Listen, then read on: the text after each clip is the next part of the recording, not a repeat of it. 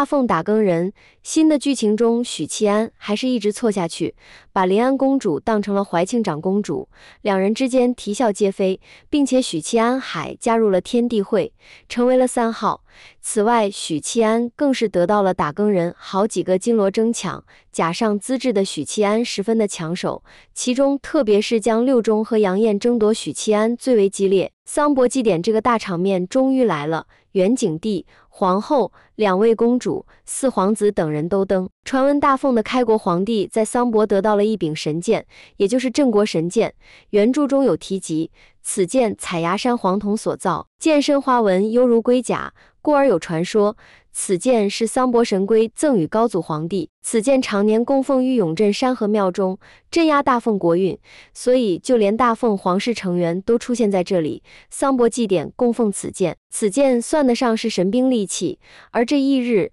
以魏渊为首的所有打更人都出现在桑博周围，而许七安出现的时候，却突然听到了求救声。所谓的求救声来自桑博湖底，整个山河庙震动不已。那柄神剑飞出，随后化为一道道金色的剑，攻向了桑博地下。桑博之下的那一只被封印的手臂，连同手掌不再发出动静。元景帝进入山河庙之内，凝视法相，这才安抚此剑。桑博祭典上的一幕可谓惊心动魄，令人匪夷所思。当众人都沉浸在祭典的庄严肃穆之中时，平静的桑博湖下却突然传出一阵异动，仿佛有什么可怕的东西即将破湖而出。就在这时，许七安听到了一阵隐隐约约的求救声，而这声音似乎只有他能听见。与此同时，一直供奉在永镇山河庙的镇国神剑也突然飞出，化作一道金光冲向桑博湖，仿佛在与湖底的什么东西相互呼应。这突如其来的变故让整个场面陷入了一片混乱与紧张之中，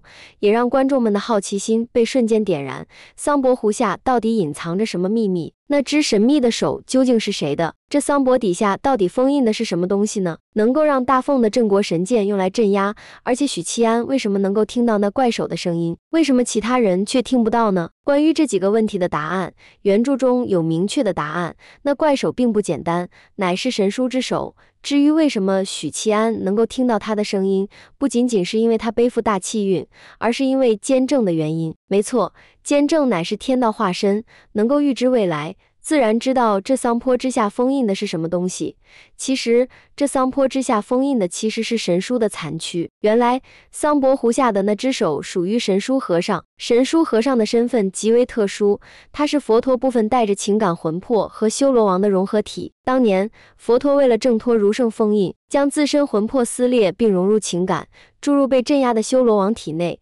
二者残魂融合，形成了全新的灵魂，也就是神书和尚。他全盛时期实力高达半步武神，也就是1品大圆满境界，可见其曾经的强大。然而在甲子荡妖之后，神书和尚的躯体被分割镇压，其右臂就被封于桑博湖下，直到后来被妖族救出。这只手在剧中有着至关重要的作用，它是剧情发展的关键线索之一。桑博湖下的异动引发了一系列神秘事件，让许七安开始深入调查背后的真相，从而逐渐揭开了大凤王朝隐藏的诸多秘密。在调查过程中，许七安发现自己与神书和尚有着千丝万缕的联系，神书的部分残骸竟然潜藏在他体内。随着剧情的推进，许七安不断收集神书的其他残肢，如浮屠宝塔内的左臂、南法寺中的双腿等，与神书的命运紧紧交织在一起。而镇国剑与桑博湖下的这只手也有着紧密的关联。镇国剑是大凤的开国皇帝在桑博得到的神剑，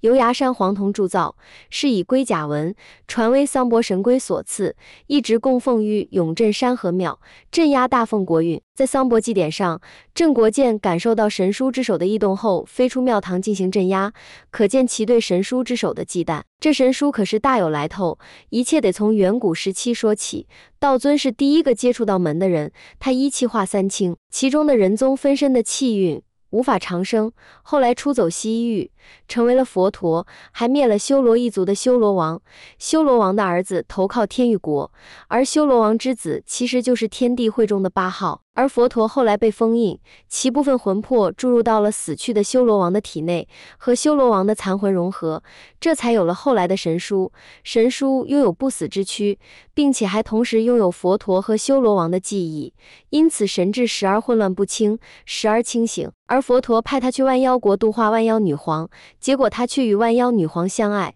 并说服女皇皈依天狱国。只是这一切都是天狱国的骗局。投效当日，万妖国高层几乎被一网打尽，神书奋起反抗亦无力回天，导致被分割躯体，虽然不死不灭，却在无力反抗，而他的右臂就是被封印在桑博之下。500年后，桑博案发生，山河庙被妖族炸毁，许七安负责调查这个案子，发现此案涉及极广，而被九尾天狐、神书和万妖女皇之女释放神书残骸，其实一直隐藏在许七安体内，而神书从此以后成为了许七安的护道人。在桑博案之前，其女儿九尾天狐已经救出其躯干，妖族救出了封印于桑博湖下的右臂。后来许七安以他的方式开始收集残躯，比如有浮屠宝塔内的左臂、南法寺中的双腿。随着神书的躯体越来越多，自然的神书的力量恢复越来越强大。当然，这一切的背后，其实世间正在布局，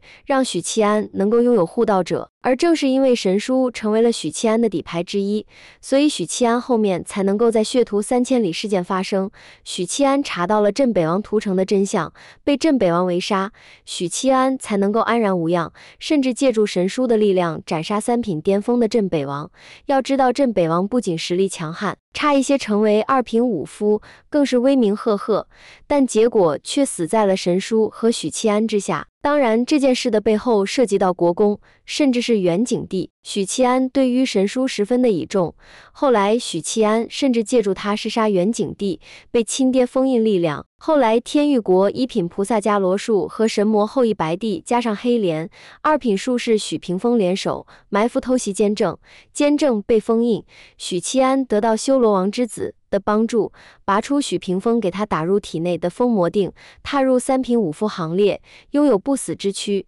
并且还联手神书灭了天狱国，救出了被镇压在阿兰陀镇魔剑的神书的头颅，而神书则因此有了半步武神实力。也正是因为神书如此强大，甘愿做许七安的护道人，所以最后许七安1品的实力才能够和古神、大荒2位超品大战，最终才能吸收监正这位天道化身的灵韵，获得天道认可，成就绝世武神，终结了古神和大荒以及世间众多超品，让天道法则得以完善，补全了残缺的天道，成为真正的守门人。在后续的剧情中，许七安与郑国建也建立了深厚的缘分。郑国建在关键时刻成为了许七安的助力，多次帮助他化险为夷。例如，在面对强大的敌人时，郑国建的威力能够让许七安在战斗中占据上风，甚至能够突破自身的极限，发挥出更强大的战斗力。许七安在与神书之手的接触过程中，逐渐得到了神书的认可，